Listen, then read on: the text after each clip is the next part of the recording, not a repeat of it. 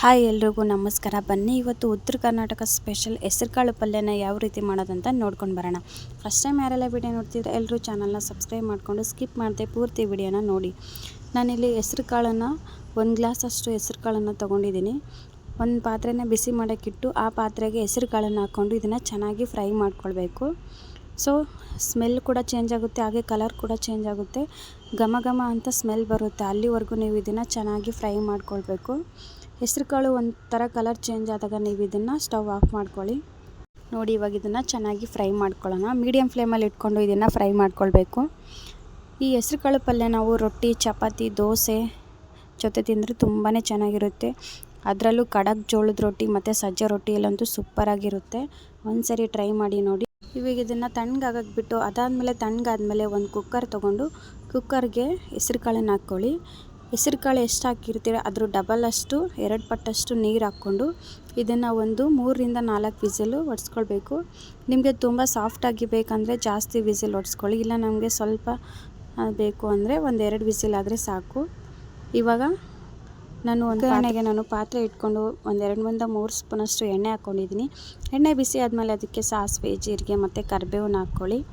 ಇದೆಲ್ಲನೂ ಚೆನ್ನಾಗಿ ಫ್ರೈ ಆದಮೇಲೆ ಬೆಳ್ಳುಳ್ಳಿನ ಹಾಕ್ಕೊಳ್ತಾ ಇದ್ದೀನಿ. ಒಂದು 2-3 ಬೆಳ್ಳುಳ್ಳಿನ ಹಾಕ್ಕೊಳ್ಳಿ. ಬೆಳ್ಳುಳ್ಳಿ ಕೂಡ ಚೆನ್ನಾಗಿ ಕಲರ್ ಚೇಂಜ್ ಆಗೋವರೆಗೂ ಫ್ರೈ ಮಾಡ್ಕೊಳ್ಳಿ. ಅದಾದಮೇಲೆ ಇದಕ್ಕೆ ಮೆಣಸಿನ್ಕಾಯಿನ ಹಾಕ್ಕೊಳ್ತಾ ಇದ್ದೀನಿ. ನೀವು ಸ್ಪೈಸಿಯಾಗಿರಬೇಕಂದ್ರೆ ನೋಡಿಕೊಂಡು ಖಾರನ ಹಾಕ್ಕೊಳ್ಳಿ. ನಾನಿಲ್ಲಿ 4-5 ಮೆಣಸಿನ್ಕಾಯಿನ ಚಿಕ್ಕ ಚಿಕ್ಕ ಪೀಸಾಗಿ ಕಟ್ ಮಾಡಿ ಇಟ್ಕೊಂಡಿದ್ದೆ. ಇವಾಗ ಇದನ್ನು ಕೂಡ ಚೆನ್ನಾಗಿ ಫ್ರೈ ಮಾಡ್ಕೊಳ್ಳೋಣ. ಮತ್ತು ಒಂದು ಈರುಳ್ಳಿನ ಕಟ್ ಮಾಡಿ ಇಟ್ಕೊಂಡಿದ್ದೀನಿ. ಇವಾಗ ಈರುಳ್ಳಿನ ಹಾಕ್ಕೊಂಡು ಚೆನ್ನಾಗಿ ಫ್ರೈ ಮಾಡ್ಕೊಳ್ಳಿ. ಈರುಳ್ಳಿ ಕಲರ್ ಚೇಂಜ್ ಆಗಬೇಕು, ಸೊ ಫ್ರೈ ಮಾಡಿಕೊಂಡು ಇದನ್ನು ಒಂದು ಸ್ವಲ್ಪ ಈರುಳ್ಳಿ ಸ್ಮೆಲ್ ಹೋಗಬೇಕು, ಚೆನ್ನಾಗಿ ಫ್ರೈ ಮಾಡ್ಕೊಳ್ಳಿ. ಅದಾದಮೇಲೆ ಒಂದು ಟೊಮೊಟೊನ ಕಟ್ ಮಾಡಿ ಇಟ್ಕೊಂಡಿದ್ದೆ. ಸೊ ಆ ಟೊಮೊಟೊನೂ ಕೂಡ ಇದರಲ್ಲಿ ಹಾಕ್ಕೊಂಡು ಟೊಮೊಟೊ ಸಾಫ್ಟ್ ಆಗೋವರೆಗೂ ಚೆನ್ನಾಗಿ ಫ್ರೈ ಮಾಡ್ಕೊಳ್ಳಿ. ಟೊಮೊಟೊ ಸಾಫ್ಟ್ ಆದಮೇಲೆ ಇದಕ್ಕೆ ಅರಿಶಿನ, ಉಪ್ಪು, ಖಾರನ ಹಾಕ್ಕೊಳ್ಳೋಣ.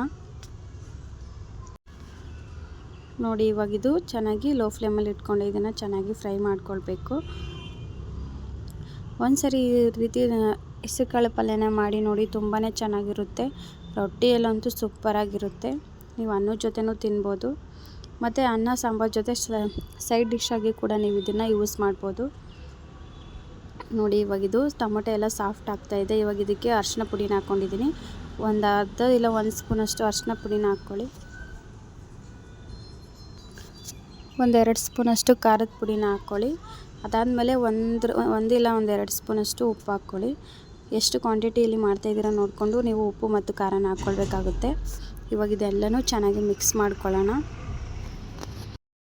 ಇದನ್ನು ಲೋ ಫ್ಲೇಮಲ್ಲಿ ಇಟ್ಕೊಂಡು ಎಲ್ಲನೂ ಒಂದ್ಸರಿ ಚೆನ್ನಾಗಿ ಮಿಕ್ಸ್ ಮಾಡ್ಕೊಳ್ಳಿ. ಇವಾಗ ನಾನು ಈ ಕಡೆ ಕುಕ್ಕರಲ್ಲಿ ಹೆಸರುಕಾಳನ್ನು ಬೇಯಿಸ್ಕೊಳ್ಳೋಕೆ ಇಟ್ಕೊಂಡಿದ್ದೀನಿ. ಅದು 2-3 ವಿಸಿಲ್ ಆಗಿದೆ, ಆಫ್ ಮಾಡಿದ್ದೀನಿ. ಅದನ್ನು ಕೂಡ ತಣ್ಣಗಾಗಕ್ಕೆ ಬಿಟ್ಟಿದ್ದೀನಿ. ಇವಾಗ ಇದು ನೋಡಿ ಒಗ್ಗರಣೆ ರೆಡಿ ಮಾಡ್ಕೊಂಡಿದ್ದೀನಿ. ಇದನ್ನು ಕೂಡ ಒಂದು 2 ನಿಮಿಷ ಬಿಟ್ಬಿಡೋಣ. ಚೆನ್ನಾಗಿ ಎಲ್ಲನೂ ಫ್ರೈ ಆಗಿ ಮಿಕ್ಸ್ ಆದಮೇಲೆ ಬಿಟ್ಬಿಡಿ. ಇವಾಗ ಕುಕ್ಕರ್ನ ಓಪನ್ ಮಾಡಿ ನೋಡೋಣ. ಬನ್ನಿ, ಇವಾಗ ಕುಕ್ಕರ್ನ ನೋಡಿ ಓಪನ್ ಮಾಡ್ಕೊಳ್ಳೋಣ. ಕುಕ್ಕರ್ನ ಓಪನ್ ಮಾಡ್ಕೊಂಡಿದ್ದೀನಿ. ನೋಡಿ, ಹೆಸರುಕಾಳು ತುಂಬಾ ಚೆನ್ನಾಗಿ ಬೇಯಿಸ್ಕೊಂಡಿದ್ದೀನಿ. ಈ ಥರ ಫುಲ್ಲು ಬೇಯಿಸ್ಕೊಳ್ಬೇಕು, ಚೆನ್ನಾಗಿರುತ್ತೆ ಪಲ್ಯ. ಇವಾಗ ಬೇಯಿಸ್ಕೊಂಡಿರೋ ಹೆಸರುಕಾಳನ್ನು ಈ ಒಗ್ಗರಣೆ ಜೊತೆ ಹಾಕ್ಬಿಟ್ಟು ಚೆನ್ನಾಗಿ ಮಿಕ್ಸ್ ಮಾಡ್ಕೊಳ್ಬೇಕು. ಒಂದ್ಸರಿ ಇದನ್ನು ಚೆನ್ನಾಗಿ ಮಿಕ್ಸ್ ಮಾಡ್ಕೊಂಡ್ಬಿಡಿ. ನೋಡಿ, ಈ ಥರ ನಿಧಾನವಾಗಿ ಎಲ್ಲ ಕಡೆ ಹೊಂದ್ಕೊಳ್ಳೋ ಥರ ಎಲ್ಲನೂ ಮಿಕ್ಸ್ ಮಾಡ್ಕೊಳ್ಳಿ. ನಿಮಗೇನಾದರೂ ಉಪ್ಪು ಕಮ್ಮಿ ಅಂತ ಅನಿಸಿದರೆ ಇವಾಗ ಒಂದು ಸ್ವಲ್ಪ ಮೇಲೆ ಉಪ್ಪು ಹಾಕ್ಕೊಂಡು ಮತ್ತೆ ಮಿಕ್ಸ್ ಮಾಡ್ಕೊಳ್ಬೋದು. ನೋಡಿದ್ರಲ್ವ, ಸೂಪರಾಗಿರೋ ಹೆಸರುಕಾಳು ಪಲ್ಯನ ಯಾವ ರೀತಿ ಮಾಡೋದಂತ. ವಿಡಿಯೋ ಇಷ್ಟ ಆದರೆ ಲೈಕ್ ಮಾಡಿ.